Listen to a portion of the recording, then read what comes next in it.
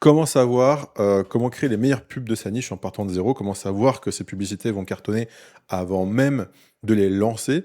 Bah, tout simplement en regardant ce qui marche déjà sur notre niche, notre produit ou un produit très similaire chez les concurrents et en appliquant les mêmes principes, donc en décortiquant qu'est-ce qui fonctionne concrètement chez eux et pourquoi ça fonctionne et en appliquant ça à nos publicités, à nous. Et ça peut fonctionner aussi pour trouver des produits, créer ton offre et cetera et cetera. Ça marche pour tout, OK? Donc, avant de pouvoir, je dirais trouver les publicités qui sont les plus performantes ou qui ont l'air les plus performantes chez tes concurrents pour pouvoir s'en inspirer afin de créer les tiennes, et bah, il faut d'abord savoir trouver ses concurrents. Ça a l'air bête comme ça, mais je sais qu'il y en a beaucoup d'entre vous pour qui c'est un vrai problème, surtout tout ce qui est dropshipping, e-commerce, vous me dites: «Oui, j'ai du mal, Alex, à trouver des personnes qui vendent le même produit que moi», ou si vous êtes dans de la formation, ça peut être un peu galère si vous connaissez pas bien le marché, et cetera.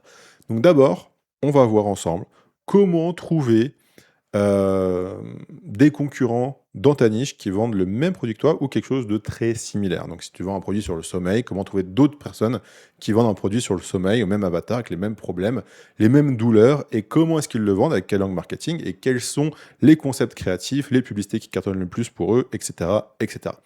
Donc méthode numéro un, la recherche manuelle intelligente, et j'insiste sur intelligent. Donc, ça commence par quoi? Ça commence par l'obvious, Google, hein, Google Search, mais fait correctement. Donc le process, il est extrêmement simple, hein, c'est identifier tes mots-clés primaires. Donc ça peut être, ton produit ou le nom de ton service, le problème que tu résous, des alternatives à ta solution. Donc si je vends un produit sur le sommeil, ça va être sommeil, mieux dormir, et cetera, et cetera. Si je vends une formation sur les publicités Facebook, ça va être formation Facebook Ads, Meta Ads, publicité Facebook, publicité Meta, publicité Instagram, peut-être publicité TikTok, si je veux une formation sur TikTok, et cetera, et cetera. Et on va faire des recherches donc sur notre produit, notre service, le problème ou les alternatives de notre solution. Donc c'est 3 types de mots-clés qu'il faut identifier et on va faire des recherches, mais pas n'importe quel type de recherche, des recherches avec des petits modificateurs. Donc je t'encourage à les faire en français et en anglais et on va faire les recherches suivantes. Donc meilleur ton produit 2026. 2027, tu regardes ça en 2027. Alternative à ton produit. Ton produit versus concurrent connu ou alternative connue, si tu connais un concurrent connu, alternative connue déjà. Avis, ton produit. Comparatif, ton produit. Donc par exemple, comparatif, solution pour dormir mieux. Comparatif, formation Google Ads. Meilleur, comment c'était quoi? Meilleure brosse à dents pour chien 2026. Bref, ça marche avec tout. Ensuite, qu'est-ce qu'on va faire? Bon, on va analyser les résultats. Donc, attends, je vais le faire avec toi. Donc, allons-y. Meilleure brosse à dents pour chien 2026 pour que tu vois que ça fonctionne vraiment avec tout. Pourquoi j'ai mis un T, un chien? Personne ne sait. Et donc là, on va analyser les 10 premiers résultats. Comme tu le vois, il y en a plein. Il y a des comparateurs, comme ça, donc conseilanimaux.fr. Et là-dessus, je vais avoir des noms de concurrents. Donc tu vois, comme celui-ci, comme celui-là, celui-là, là, Trixie. Bref, il y a plein de choses ici, tu vois, que je peux regarder. Hop, je regarde, est-ce qu'il y en a d'autres? Ok. Ici, je vais avoir des brosses à dents à ultrasons pour chiens, comme quoi on n'arrête pas le progrès, hein. Donc voilà notre concurrent, Emipet, etc., etc. Donc, concrètement, qu'est-ce qu'on va faire ici? On va analyser les résultats et on va analyser surtout le top 10 des résultats organiques. Donc, c'est-à-dire les 10 premières recherches qui apparaissent telles qu'on vient de le voir. On va regarder éventuellement les publicités qui apparaissent sur Google en haut des résultats de recherche. Ici, dans notre cas, il n'y a pas de publicité, mais il pourrait très bien y en avoir. On va regarder la section autres questions. Donc, quelle est la meilleure brosse à dents pour chien? Quelle brosse à dents les vétérinaires recommandent-ils? Et là, tu vois, il y a des liens comme ça. Les 10 meilleures brosses à dents pour chien, pour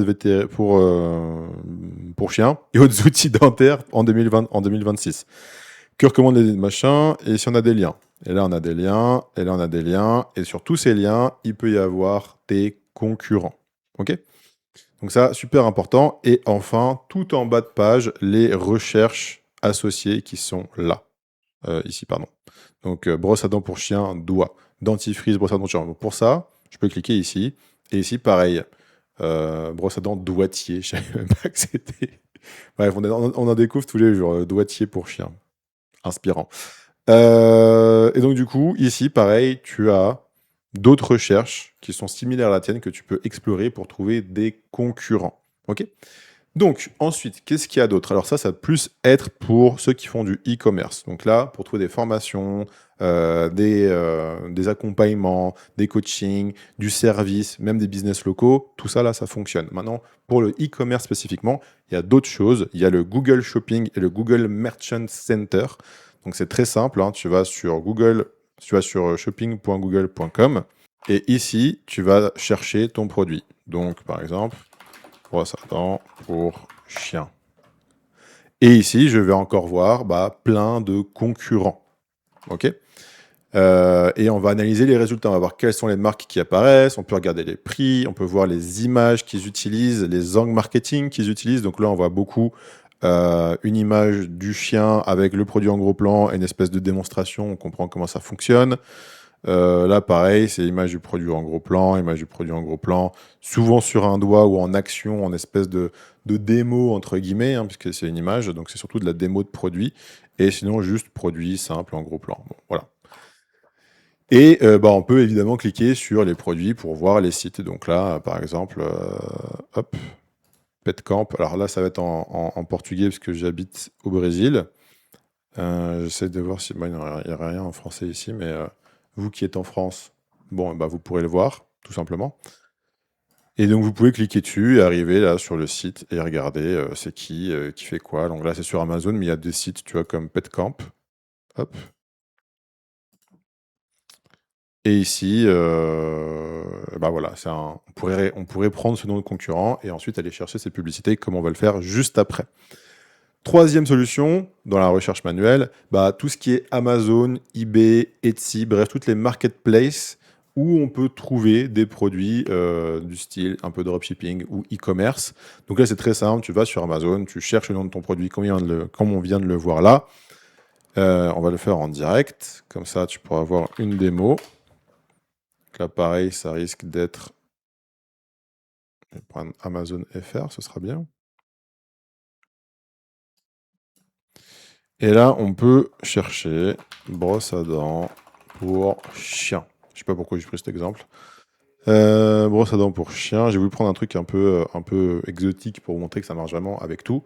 Et là, en effet, on a des brosses à dents pour chien qui apparaissent. On a aussi des brosses à dents normales. On a des brosses à dents pour chat, pour chien, donc le fameux doigtier, comme on vient de le découvrir. Donc on peut cliquer sur les fiches produits.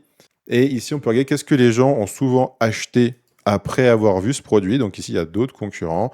Et aussi, cette partie-là, les personnes ont aussi regardé ces produits. Donc ici, il y a aussi d'autres concurrents. Et par exemple, quand je vois un produit qui est en rapport avec ma niche, comme là, je vois, j'ai l'impression que c'est du dentifrice pour chien. Bon, j'admets, j'ai pas tout lu, mais admettons que c'est du dentifrice pour chien. Peut-être que je peux cliquer ici, regarder c'est quoi cette marque, chercher cette marque sur Google, voir s'ils ont un site web. Et peut-être que, vu qu'ils vendent du dentifrice pour chien, peut-être qu'ils vendent aussi des brosses à dents pour chien. Donc c'est aussi peut-être un concurrent, peut-être qu'ils font de la publicité pour ces brosses à dents-là. Ok.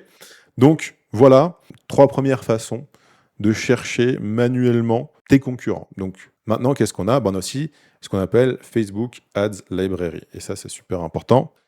Donc pour accéder, c'est très simple, tu as juste à taper Facebook Ads Library sur Google ou à te connecter directement sur le site qui est facebook.com/ads/library. Bon, ici tu sélectionnes le pays, bon moi je te conseille de mettre toutes les publicités, et ici on va venir chercher directement le mot-clé qui t'intéresse. Alors changeons un peu d'univers, changeons du e-commerce pour donner d'autres exemples. Donc formation sur le sommeil, un produit sur le sommeil, que ce soit une formation, que ce soit une application, que ce soit un PDF, que ce soit des compléments alimentaires, bref, parle du sommeil, quoi. Donc je peux chercher par exemple sleep, ok. Et là, j'appuie sur entrée. Donc je pourrais chercher des mots-clés comme juste sleep tout court, et donc j'aime bien moi le chercher en anglais, parce qu'en général, il y a plus de résultats. Donc sleep, c'est le sommeil, mais je pourrais chercher sommeil. Et voilà, je pourrais regarder qu'est-ce qu'il y a. Alors il y a souvent, c'est un peu le bordel quand on cherche ici, mais ça vaut le coup. Donc sleep better, par exemple. Ça va me sortir toutes les publicités jamais diffusées sur Facebook avec ce mot-clé précis. Donc ici, moi, je t'encourage à chercher en français et en anglais. Donc pourrais taper dormir mieux, par exemple, hein. Et là, tu vois, ça va me sortir d'autres résultats. Et là, je peux aller là et regarder résultat par résultat si je vois quelque chose qui me semble cohérent et pertinent pour moi. Et surtout, une autre chose qui est vachement sous-estimée quand on fait de la recherche sur Facebook Ads Library, c'est pas que les résultats de recherche, c'est aussi le nom des pages. Parce que souvent, et là tu vois, c'est le cas, là, il n'y a aucune formation sur le sommeil ou application sur le sommeil qui sort tout de suite. Par contre, si je refais la recherche en anglais parce que c'est un peu mieux, je tape sleep, ok, dormir. Et là, je vois, il y a plein de trucs. Mais il y a plein de pages avec le mot-clé dedans. Et ça, c'est très commun hein, quand on a un produit sur une niche spécifique, de faire une page Facebook avec le mot-clé de cette niche. Donc lunettes, peut-être qu'on va avoir glasses dans le nom, glasses les lunettes, ou juste lunettes. Là, c'est pour dormir, bah là, il y a ce truc qui s'appelle Better Sleep. Je sais pas ce que c'est. Et là, donc du coup, on arrive sur leur page, et qu'est-ce que c'est? C'est une application. Tu vois, genre Download Better Sleep, Relax and Sleep by Hypnose Software. Donc c'est une application pour dormir mieux. Et eux, ils ont des publicités qui tournent depuis... Là, on est en janvier 2026, très bien. Donc quand on va regarder les publicités de nos concurrents, on ignore tout ce qui est, tu vois, ce qu'il y a, ce petit avertissement, tu vois, low impression count. Du coup, ça veut dire que c'est une publicité qui n'a pas reçu beaucoup d'impressions, que c'est une publicité sur laquelle on n'a pas investi beaucoup d'argent. Ok, donc on ignore ça. Et donc là, on arrive en décembre 2025, donc ça fait déjà un mois ou plus que ça tourne, tu vois, ça se décembre, on est le 23 janvier quand je fais cette vidéo. Donc ça tourne depuis plus d'un mois, donc tout ça c'est intéressant. Novembre 2025. Ok, est-ce qu'on va plus loin? Ok, novembre 2025. Donc il y a des publicités là qui tournent depuis 2 mois et demi. Enfin 2 mois et une semaine. Donc ça là, ce sont des winners. Ok. Donc ça, on va les regarder après. On va voir bah, qu'est-ce qui se passe sur ces publicités qui tournent depuis 2 mois. Ensuite, où est-ce qu'on peut chercher d'autres? Nos concurrents. Donc là, on a vu une façon. Donc tu vois, si je retape Sleep ici, j'en ai plein d'autres. Je peux les regarder tous un par un pour voir qu'est-ce qui fait sens ou pas. Je pourrais taper des autres mots-clés qu'on a définis ensemble. Donc encore une fois, quel mot-clé est-ce qu'on a défini? Service, produit, le problème qu'on résout, les alternatives à la solution. Donc c'est ces 3 types de mots-clés qu'on va aller chercher ici dans ces recherches. Ok. Ensuite, il y a la même chose, mais sur Google Ads Transparency Center. Donc, c'est quoi? C'est tout simplement Facebook Ads Library, mais de Google.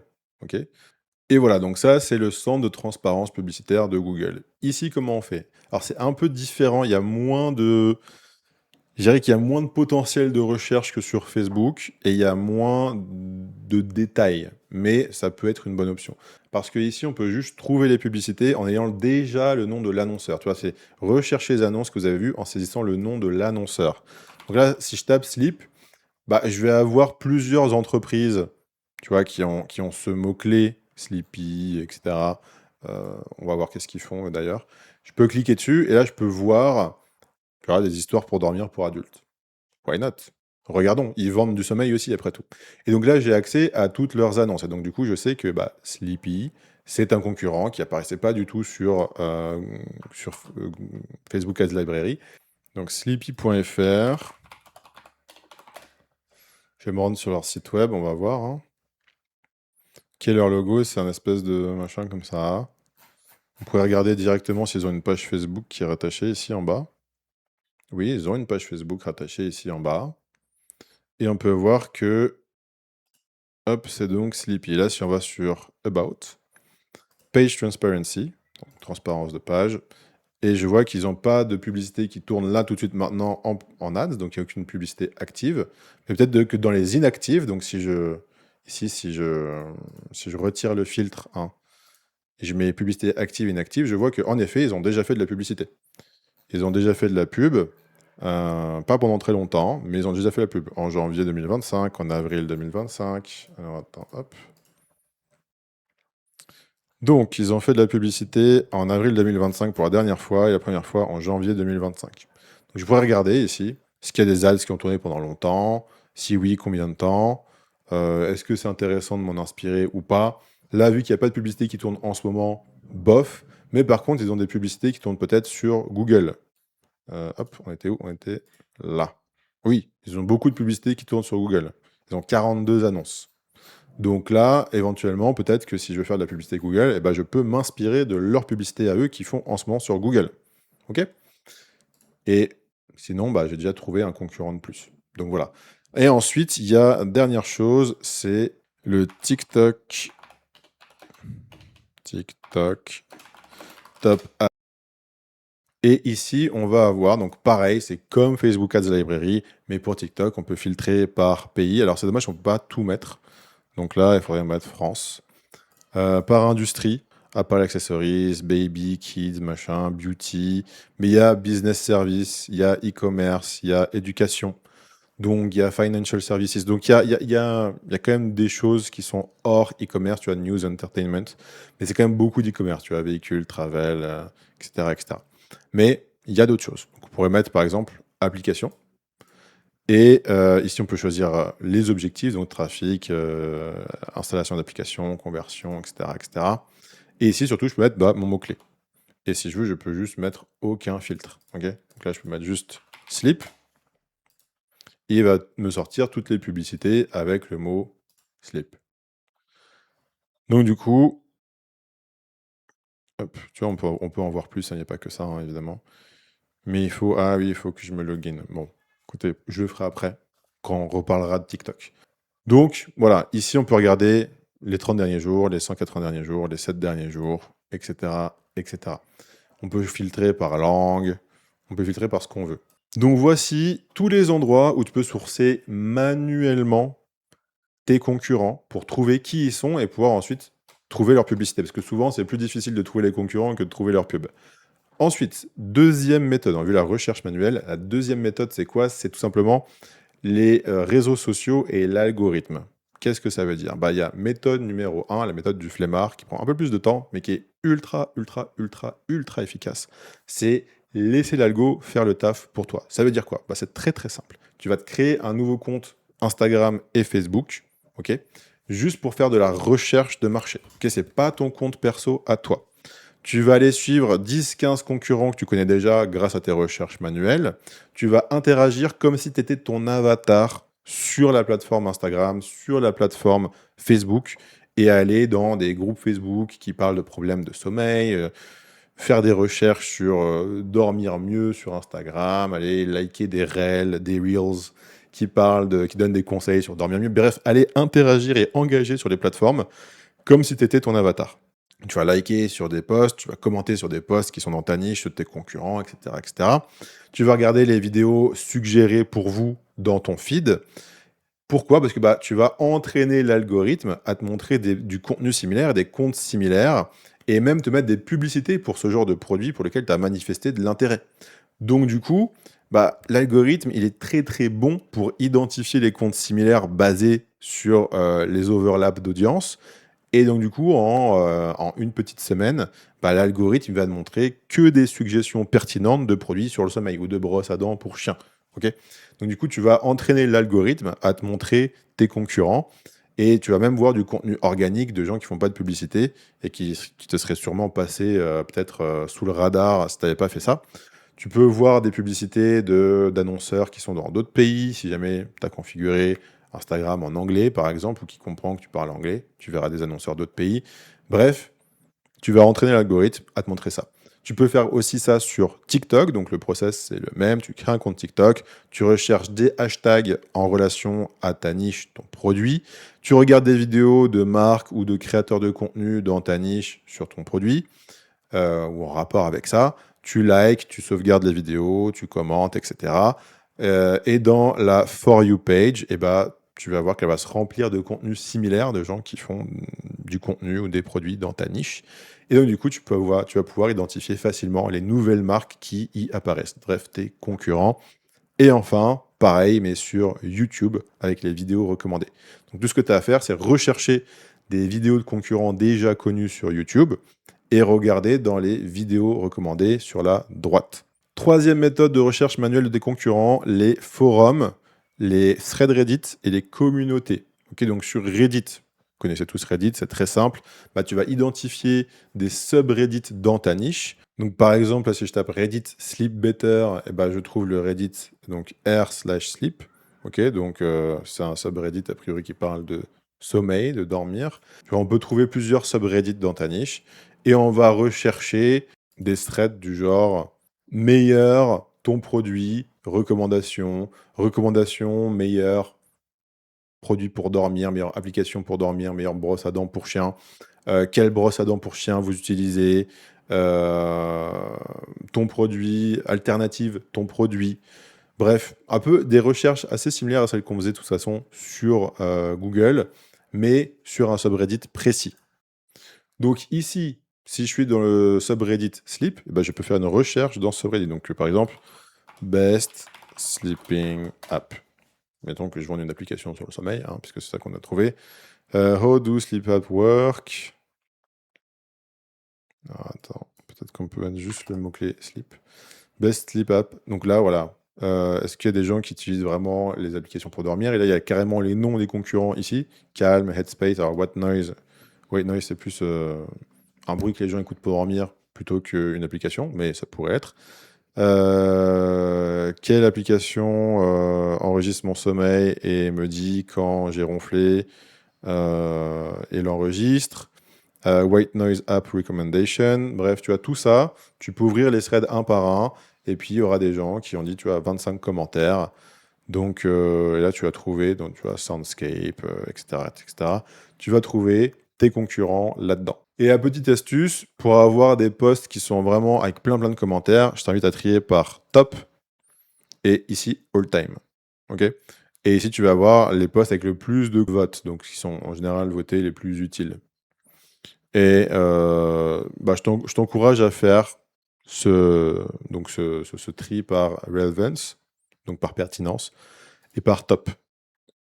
Parfois, on a des bonnes surprises. Comme ça, bah, ça te permettra de voir deux angles différents pour trouver des réponses. Ensuite, tu peux faire pareil sur Quora. Hein, quel est le meilleur, ton produit? Quelles sont les alternatives pour tel produit? Bref, les mêmes recherches que tu ferais sur Google, mais sur Quora. Et ensuite, les groupes Facebook. Donc là, c'est très simple. Tu trouves des groupes Facebook dans ta niche, tu les rejoins et tu fais des recherches directement dans le groupe Facebook avec les mêmes mots-clés qu'on vient de voir et qu'on utilise depuis le début. Et tu peux regarder dans les commentaires quelles marques les gens recommandent. Ensuite, dernière méthode pour trouver des concurrents, ce sont les marketplaces et les agrégateurs. Donc, tu as des sites web qui sont spécialisés dans certains types de produits, dans les recommandations. Donc, c'est le cas par exemple de Product Hunt. Donc, Product Hunt, c'est un site web sur lequel tu pourras retrouver beaucoup de recommandations. C'est très utilisé pour tout ce qui est applications, SaaS, etc. Donc, ici, tu peux regarder par catégorie de produits. Donc, tu as Engineering Development, LLM, Productivité. Donc, tu vois, tu as Note Taker, Collaboration Software, Marketing and Sales. Donc, c'est tout du soft, hein, on a compris ça. Hein. On est sur du software parce que c'est Product Hunt. Mais tu peux regarder toutes les catégories et aller chercher ta catégorie à toi et voir qu'est-ce qui est upvoted le plus. Donc, tu peux voir quels produits ont été lancés. Donc, je sais pas, admettons que je suis en train de vendre un software de comptabilité. Donc j'arrive ici et ici je peux filtrer soit par le top des reviews, donc ceux qui ont été le plus votés. Ah, donc là j'ai des concurrents. Ou alors je peux filtrer par les lancements récents pour voir quels sont les nouveaux arrivants sur le marché, est-ce qu'ils font déjà des publicités, qu'est-ce qu'ils font comme publicité. Ça se trouve, ils ont déjà fait ce travail pour moi d'aller voir qu'est-ce que les autres concurrents font et ils ont déjà lancé leur publicité comme ça. Donc voilà, ça me permet d'avoir une grosse vision globale du marché tech. Encore une fois, ça, les marketplace aggregators, ça va être surtout sur des niches précises. Donc, par exemple, Product Hunt, SaaS, Startup, Tech, tout ça, ça va être là-bas.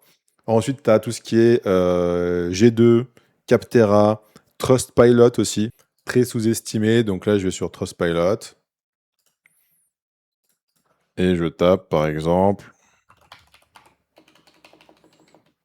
application sommeil, dormir plutôt. Et donc là, du coup, tu vois, je trouve plein de concurrents aussi. Donc bien-dormir.net, dormirici.fr. Les autres, je ne sais pas s'ils sont spécialement pertinents, il faudrait regarder ça plus en détail. Dormir.it, je peux mettre juste sleep, voir qu'est-ce qui se passe. So can sleep, Simba Sleep. Bon, encore une fois, il faut regarder en détail qu'est-ce que font ces gens-là. Est-ce que c'est est-ce que c'est pertinent ou pas? Donc voilà, là, normalement, tu as déjà plein de concurrence. Tu fais ça sérieusement, tu prends 30 minutes. Sur chaque technique, tu en références 10 et tu verras qu'à la fin, tu en auras un pacasse de concurrents. Et donc là, tu vas me dire, OK, Alex, qu'est-ce que je fous de tout ça? Et ben, c'est très simple, tu vas les qualifier. Donc une fois que tu auras une liste de 40, 60 concurrents, et ben, on va utiliser un petit framework de qualification où il y a tout simplement un critère et un score de notation par critère pour savoir quels sont les plus intéressants à aller analyser. Ok, parce que, bon, si on a le temps, c'est bien d'aller tous les voir, hein, d'être tous les analyser, mais éventuellement, c'est quand même bien de pouvoir se concentrer sur seulement ceux qui ont l'air les plus intéressants. Donc, quels sont les critères de qualification? Bah, c'est similarité de l'offre. C'est-à-dire quoi? Bah, là, tu te poses la question, est-ce que le produit ou service qu'ils vendent est identique ou très très proche du mien? Et plus il est proche, et plus tu mets une note importante, comme une note qui va de 1 à 5. Ensuite, deuxième critère, l'audience overlap. Donc, est-ce qu'ils ont la même audience cible que moi? Et plus c'est la même, plus le score est élevé. Ensuite, prix. Est-ce que c'est dans la même est-ce que leur produit est dans la même fourchette de prix que le mien? Pareil, plus c'est similaire, plus le score s'approche de 5. Ensuite, région géographique. Est-ce que c'est dans le même pays que moi? Donc, est-ce que c'est aussi en France ou en français? Etc. etc. Bref, la région.